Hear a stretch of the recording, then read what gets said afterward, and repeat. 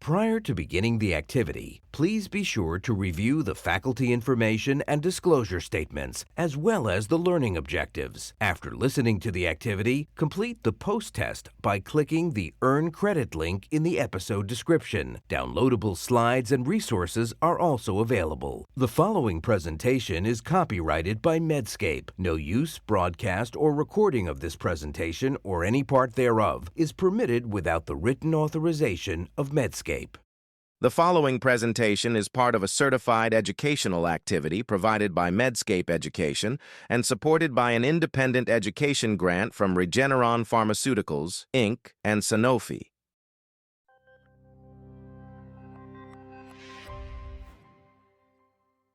Hello, I'm Dr. Nick Hanania. I'm professor of medicine and director of the Airway Clinical Research Center at Baylor College of Medicine and chief of pulmonary critical care and sleep medicine at Ben Taub Hospital in Houston. Welcome to this program entitled Interrupting the Pattern, Reducing Steroid Dependence in Moderate to Severe Asthma Through Biologic-Driven Care. Joining me today is Dr. Neil Skondlik, who's professor of Family and Community Medicine at Sidney Kimmel Medical College, Thomas Jefferson University, and Associate Director of the Family Medicine Residency Program at Jefferson Health in Abington in Philadelphia, Pennsylvania. Welcome, Neil, to the program. Thank you for joining me today. Nick, it is always a pleasure seeing you and talking about asthma with you. Same here, Neil, my friend. Before we begin, I'd like you to consider this question as we go through the discussion today. At what point does reliance on high-dose inhaled steroids and intermittent oral corticosteroids signal the need for reassessment rather than further escalation? So let's begin. So, Neil, we know that long-term steroids use can have detrimental effects on patients, whether in primary care, specialty care. Uh, what about patients who just take a few short bursts a year? How do we know about this? Seems like many of my patients feel like, hey, it's okay. Is it? Yeah, and many of my colleagues feel like it's okay too. And that's because for so long we've thought about short courses of steroids as benign. Clearly, when someone comes in with an asthma exacerbation, they're short of breath, uh, bursts of steroids work. The problem is we've always known these short-term, uh, side effects that are right in front of our eyes. I mean, it causes dysglycemia, some people get a bit agitated or feel a bit up, or feel strange on it. That's easy to see, and it's been easy to weigh the risk-benefit there because, someone's short of breath, they're at risk for further exacerbation, you give them a burst. But it's only in the last few years that we've learned about 2 other issues which aren't immediately apparent to us. And there are both short term and then long term issues. Let me go over each of them in turn. Short term, turns out there are a number of studies. There was this study in 2017 that looked at a large US population based study and found that within 30 days of even a single short course of steroids, there was about a five-fold increase in sepsis. There was about a threefold increase in DVT and PE. There was an increased fracture risk and there've been a number of studies showing similar short-term adverse effects, which wouldn't be apparent if we're just looking at one patient at a time. So let's put those in the bucket of short-term side effects that that we've become aware of in the last decade. But in addition to that, there are the long-term side effects, and I think it was David Price who initially studied this in a large cohort of people with COPD, showing that even beginning at a dose of 500 milligrams of prednisone or its equivalent over 7 years, you begin to see these long-term effects of increase in osteoporosis, fracture risk, diabetes, heart failure, cataracts, on, and that data has been replicated in different populations. Now, to put that in perspective, in addition, the greater the dose cumulative over time, above 500, the higher the risk of the things I just mentioned. Now, to put that in perspective, 500 milligrams. My gosh, let's think about 60 milligrams of prednisone, 5 days, you're ready at 300 milligrams. Nick, this is a big deal. How about inhaled steroids? Is there anything to be concerned about there? Well, obviously, inhaled steroids are important. They're really pivotal in management and definitely have much less side effects than systemic steroids. The most concerning with inhaled steroids are mostly topical side effects. However, long term inhaled steroids, particularly in high doses, may have systemic effects because some of the inhaled steroids can be absorbed, although many of the new generations are metabolized quickly in the liver and their systemic effect is less, but still, there is some exposure. And actually, it's been shown in asthma and more recent studies, both in kids and adults, that doubling the dose, quadrupling the dose of inhaled steroid, even going higher, does not mean patients are going to get better. So that is why now, Gina, and the latest recommendation in asthma management, they actually discourage us from using high dose inhaled steroid for a long time in patients with severe asthma. They do certainly suggest we use high dose inhaled steroid in step five, Gina. These are the more severe asthma, uncontrolled, but for a short period of time because there is a plateau for their effect. But let's not forget, high dose inhaled steroids don't always convey benefit, but may actually be associated with risks. Neil, knowing this about oral steroids and the use of even short courses. Why do we continue to see these overused in our practice? Yeah, it's a great question, Nick. And I think there are two issues. One, this is relatively new data over the last decade, so it takes a while for that to disseminate to all of our colleagues. The other thing, though, is there's this cognitive issue that we often see the benefits of something that is of immediately in front of us much more than we perceive the problems down the road, right? It's a lot harder to look into the future and say, you know what? Let's look back in the chart. This person's received 5 doses of oral steroids over the last year or two. Let's do something proactively to prevent us having to do this in the future. So it requires a proactive approach, and it's not even as easy as that because it's sometimes hard to figure out if someone got oral steroids. They might have had it in the ER, they might have had it in urgent care. It doesn't all flow into our record. So I think there are a lot of reasons for that: education, and then how we act. Yeah, no, I agree. And I think one other thing that some of my patients think, okay, it's cheap, they don't have to pay a lot of, and but we know when we look at the side effects over long term, it's actually not cheap because of the comorbidities associated with the use of oral steroids. Well, let's pause for a moment, and I want to ask the audience to consider this.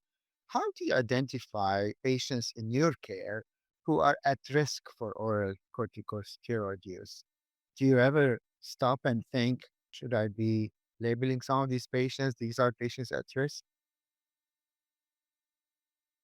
So let me turn to you, Neil, again. How do you identify patients in your practice uh, who are at risk of corticosteroid overuse early so that before it happens, then we do something about it? Nick, it's a great question. It's an easy thing to ask, hard to answer and actually implement in practice because, as I mentioned earlier, some of our patients in urgent care, ER, they might have a bottle of steroids at home that they take, and we never even um, know it. So, one is going through the chart that is tedious, but of moderate effectiveness.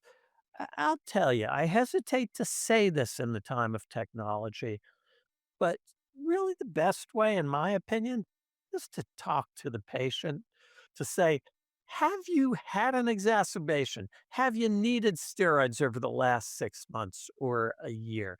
While memory is imperfect, often people can share with you information that never makes its way to the chart.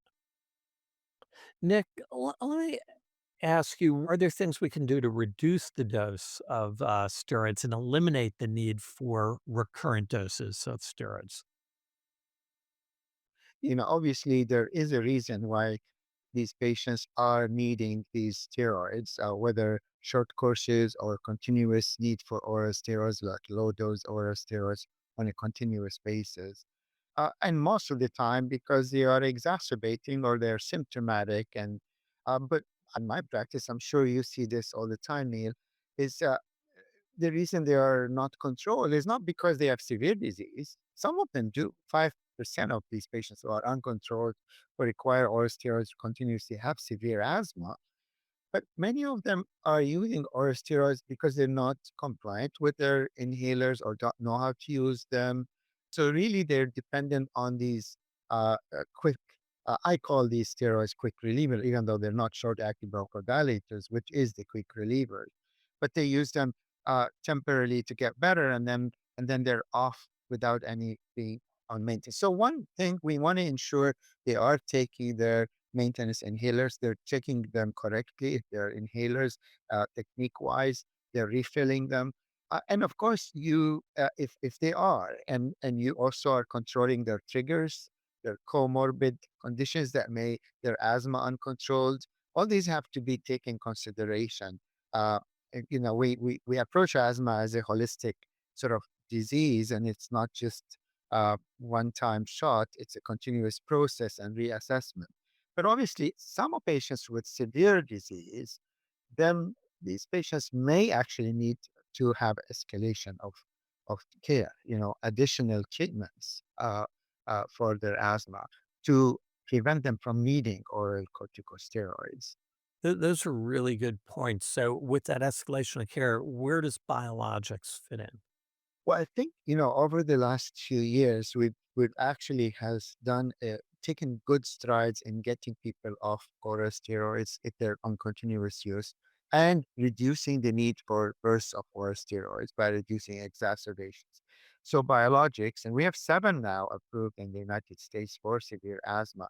At least 3 of them have been actually systematically studied in patients who are oral steroid dependent, based on clinical trials, but now real world data are accumulating to suggest that indeed these biologics in appropriate patient population can not only allow us to reduce oral steroid needs, but can eliminate the need for even short courses of oral steroids by reducing exacerbations. So, Neil, what are some clinical signals that you watch for that suggests it's time to reconsider patient's regimen or think about maybe referral for possible biologics? Yeah, and I think that's really important, Nick, because most of us in primary care do not prescribe biologics. And if less than 5% of your asthma patients are, or around 5% are needing them, it is appropriate to refer those people on. Well, we talked about people who are getting recurrent oral bursts of steroids. Now, they talk about, is it two oral bursts a year? Somewhere in that range. You're gonna have bad years where you got a lot of bad pollen season, walked in a house with mold. So there's not a line in the sand, but that's when we should start thinking about it. And that often correlates with exacerbations. We talked about the importance of talking to patients about that. If someone's on long-term high dose inhaled steroids, that one, for the reasons you said, is not a good idea. But two, that is a marker. They got there for a reason. They're not controlled, and if someone's having persistent symptoms. So those are the things we should look at. The flag should go off in our mind about this is a patient who may be a candidate for biologics. Um, and when we think about that, Nick, then so I refer the patient on to you. What are the types of patients that you then feel are likely to respond to biologics? I think 2 or more courses of oral steroids a year should be a big red flag where you think this is something wrong. And we talked about what to do.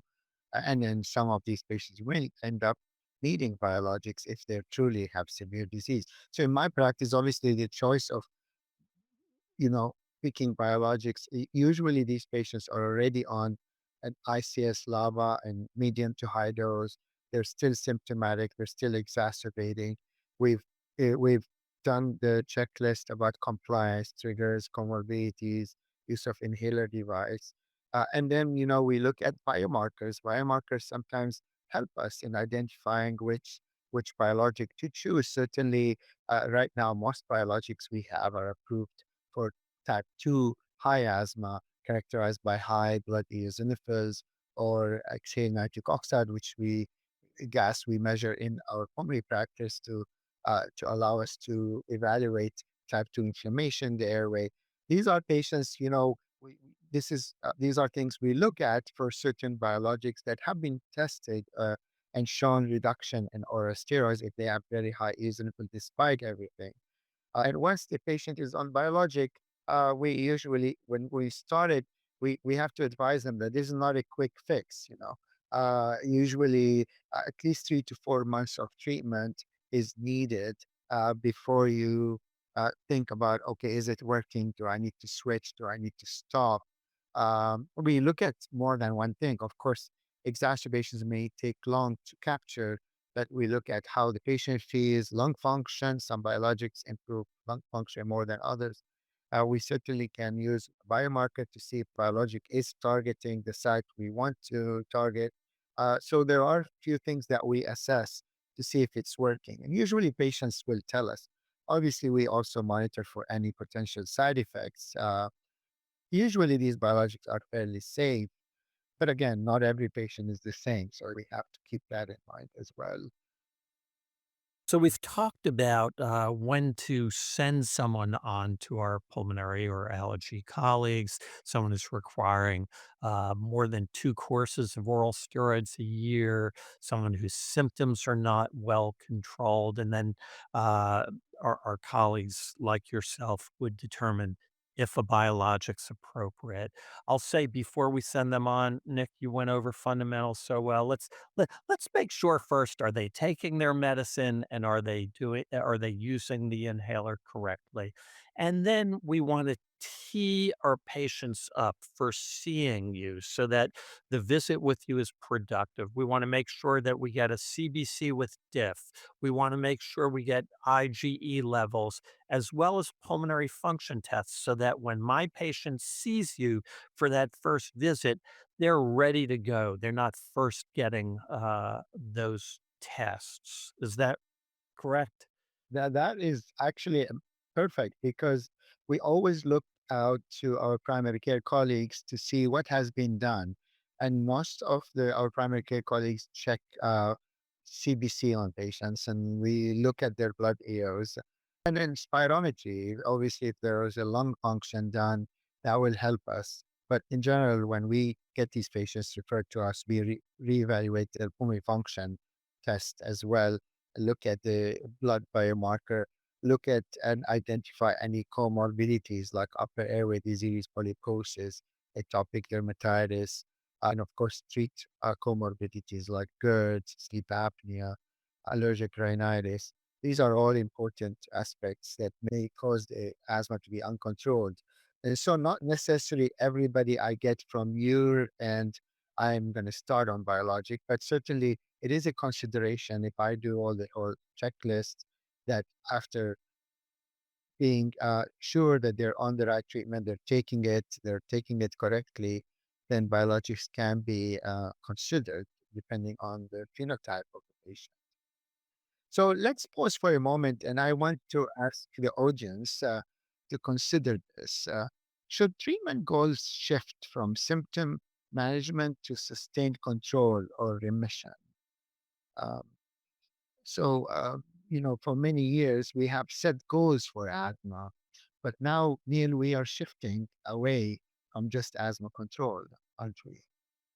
We are, and it's a fascinating concept, which, if you don't mind sharing with our listeners, the shift in thinking from disease modification, i.e., you're feeling better, you're not having exacerbations as early, to clinical remission. How's that defined, and what are the thoughts around that?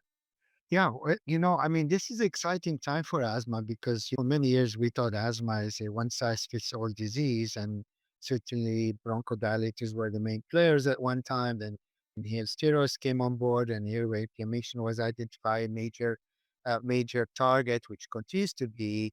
We start talking about asthma control, which means reducing impairment and also reducing risk of exacerbation.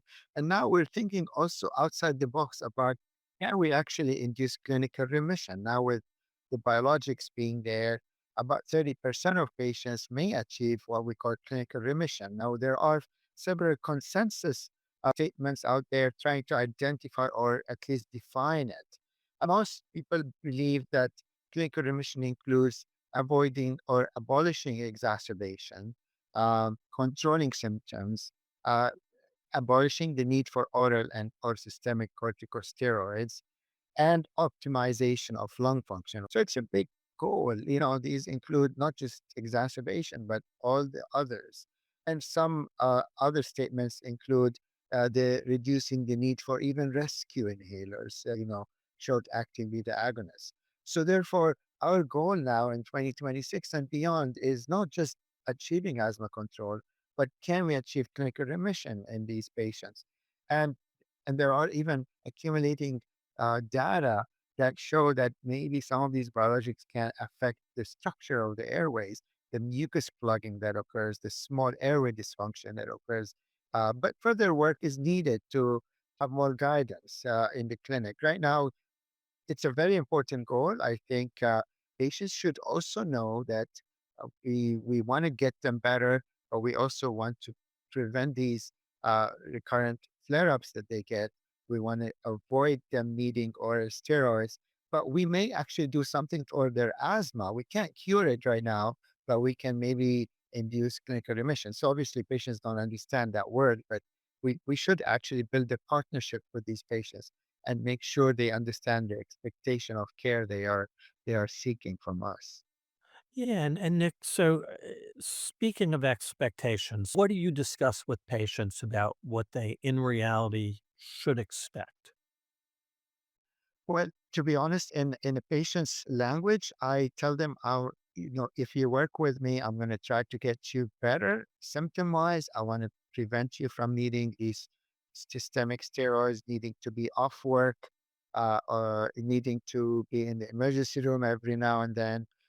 And then we want to improve your lung function. Lung function stability is very important. So I want to ask our audience, based on today's discussion, what is one change you will make in the next 30 days in your asthma patients? So with that, I'd like to thank Neil, Dr. Skonlik, for taking the time, and of course, all of you for listening to this. I hope the information we provided you will help you on the day-to-day practice. Again, please continue on to answer the questions that follow and complete the evaluation.